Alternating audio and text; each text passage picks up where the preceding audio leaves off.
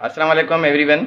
जैसा कि टेस्टों का सिलसिला जारी है कि एसटीएस की जानिब से बीपीएस 5 से 15 ग्रेड की जा रही हैं और जो भी एसटीएस या एनटीएस वगैरह टेस्ट कंडक्ट करते हैं तकरीबन सैम्पल इनका सेम ही होता है। कॉन्सेप्चुअल पेपर होता है, बहुत ही आसान होता है। क्लास 3 टू क्लास 8 और मैट्रिक को थोड़ा वो टच करते हैं, यानी क्लास 4 से आप क्लास 8 तक की तैयारी अच्छे तरीके से करेंगे तो आपका कॉन्सेप्ट क्लियर हो जाएगा और सारी चीज़ें आपकी यहाँ से क्लियर हो जाती हैं। ये क्वेश्चन नंबर 53 है जो कि बता रहा है कि the difference between largest 3 digit number and the smallest 3 digit number is. अब मैंने ये क्लास 3 में आई थिंक मैंने ये कॉन्सेप्ट करवाया हुआ है। क्लास 3 की मैंने कंप्लीट बुक करवाई हुई है, क्लास 4 की करवाई है, क्लास 5 की करवाई हुई है, यानी क्लास 8 तक मैंने तकरीबन टॉपिक करवाए हुए हैं और एमसीक्यूज़ को मद्देनज़र रखते हुए उनको एक्सप्लेन किया हुआ है और उनको फर्दर बयान किया हुआ है। ठीक है, तो ये कह रहा है कि लार्जेस्ट 3 डिजिट नंबर। हम पहले ये डिस्कस करेंगे कि डिजिट क्या होता है। अब इसमें ये टोटल ये है, इसको दोनों को मिला के बोलेंगे ये है नंबर। अब इस नंबर में 2 डिजिट हैं, एक ये डिजिट है एक ये डिजिट है, ये 2 डिजिट हैं। ठीक है, 2 डिजिट, ये 2 डिजिट है। अब 204 पे ये 3 डिजिट है। ठीक है, अब ये कोई भी आपको अमाउंट आ जाए, ये नंबर 1 है, आपसे ये पूछा जाए ये कितने नंबर है, ये नंबर 1 है, ये नंबर 1 है, इसमें 3 डिजिट है। अगर ये आपसे पूछा जाए ये कितने डिजिट हैं, 1 2 3 4, ये 4 डिजिट हैं। अब ये रैंडम डिजिट्स हैं। अब हम बात कर रहे हैं कि लार्जेस्ट डिजिट और स्मॉलेस्ट डिजिट्स क्या होता है। ये क्लास 3 में मैंने बहुत अच्छे तरीके से इसको एक्सप्लेन किया हुआ है। अगर आप वो मेरे लेक्चर सुनेंगे तो आपके लिए बहुत से हेल्पफुल रहेगी। तो हमारे पास क्या है, डिजिट।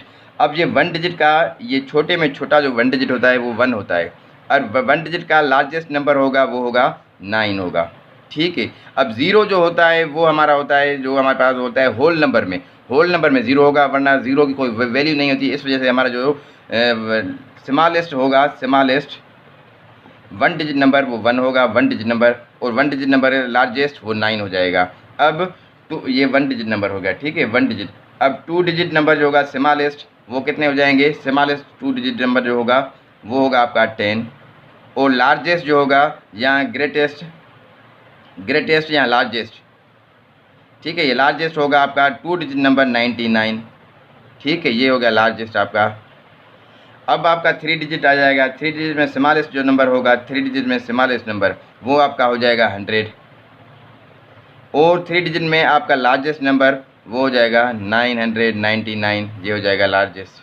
ठीक है, आई होप कि आपको ये चीज़ें। अब 4 डिजिट में आ जाते हैं, तो 4 डिजिट में जो आपका स्मॉलेस्ट होगा तो वो क्या हो जाएगा, ये 1000 हो जाएगा, यानी 1 2 3 4 डिजिट्स हैं।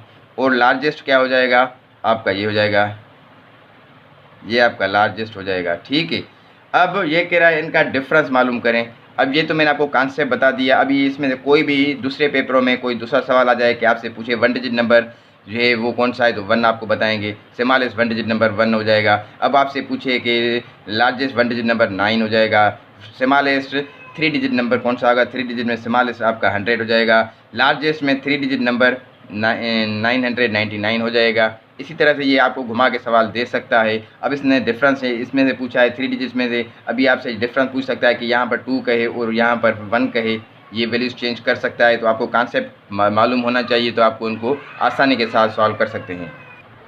अब यहाँ पर देखें कि 3 डिजिट्स की बात कर रहा है। 3 डिजिट में कह रहा है कि डिफरेंस का मालूम करें लार्जेस्ट 3 डिजिट। लार्जेस्ट का कौन सा है, ये 3 डिजिट्स, ये लार्जेस्ट 999। अब स्मॉलेस्ट पूछ रहा है कि स्मॉलेस्ट कौन सा है, जो है 3 डिजिट नंबर, 3 डिजिट नंबर, ये स्मॉलेस्ट 100 हो गया। ठीक है, अब इसमें से क्या है डिफरेंस मालूम करने के लिए हमें क्या करना था, माइनस करते हैं। तो आपके पास आंसर क्या आएगा ये देख लें अभी। अब सिंपल इसको माइनस करेंगे, क्या आ जाएगा, 9 में से 0 गया 9 सेम, 9 में से 0 गया 9 सेम, 9 में से 1 गया तो ये 8 आ गया, यानी 899 आपका स्मॉलेस्ट जो लार्जेस्ट और स्मॉलेस्ट का जो डिफरेंस आएगा, डिफरेंस ये आ जाएगा। अब ये आंसर है। अभी 53 में आप लोग यहाँ पर देख सकते हैं कि 53 में 899 कौन सा है, 899 ऑप्शन सी आपका राइट आंसर है। ठीक है, अभी ये आपको कॉन्सेप्ट ये क्लियर हो गया, उसके बाद हमने इसको फर्दर इसको देख लिया। ठीक है, अब ये क्वेश्चन नंबर है 54। The parents age of Sahil's mother is 3 times the present age of Sahil's after 5 years.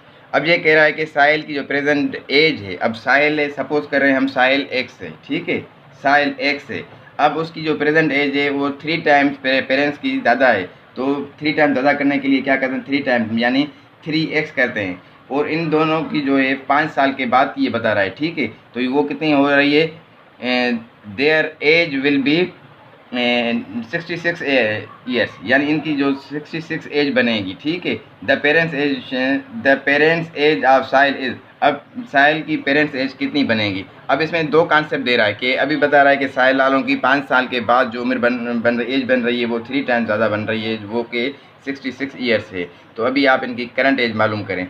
तो वो 5 साल के बाद ये हमारे पास एक इक्वेशन आ गई है। अब इक्वेशन को हम मद्देनज़र रख के इसको सॉल्व करेंगे। अब हम कह रहे हैं साहिल को सपोज कर रहे हैं 1 से, ठीक है। अब 3 टाइम्स पेरेंट्स की एज ज़्यादा है तो प्लस कर देंगे 3x।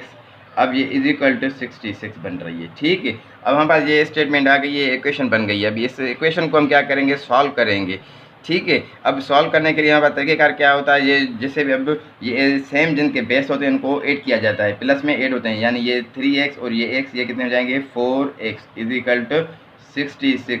अब ये x का इसके साथ मल्टीप्लिकेशन का ताल्लुक है, तो हम ये इज इक्वल के बाद जाएगा डिवाइड हो जाएगा, 66 डिवाइडेड बाय 4 हो जाएंगे, ठीक है। अब 66 डिवाइडेड बाय 4 हो जाएंगे। अब इनको आप सिंप्लीफाई करेंगे तो आपको क्या मिलेगा, इनको अभी डिवाइड किया जा सकता है। डिवाइड के काफ़ी रूल्स होते हैं, आपको इस तरह से डिवाइड किया जाता है, 66 डिवाइडेड बाय 4 किया जाएगा, तो यानी 4 बनता है 4, ठीक है।